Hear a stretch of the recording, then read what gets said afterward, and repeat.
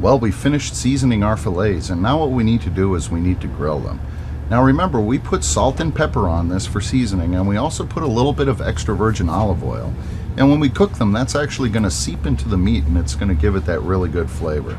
Now the key with filet mignons is you want to make sure that you don't overcook them. They really, if you really want to serve them the way that they're supposed to and the way that they're going to taste the best, is when they're still nice and pink inside.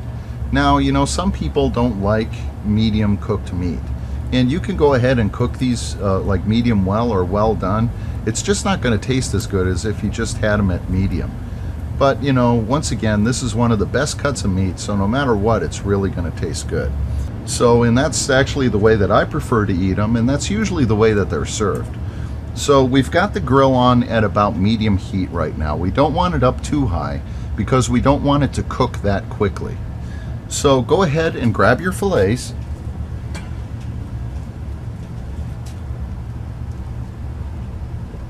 And let's put them on the grill.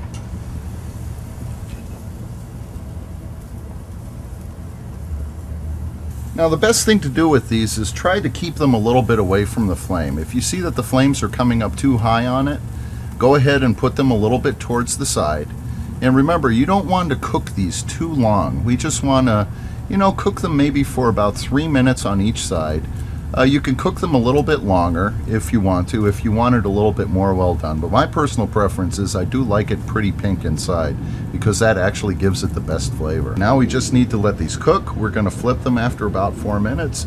But this is how we grill our filet mignons.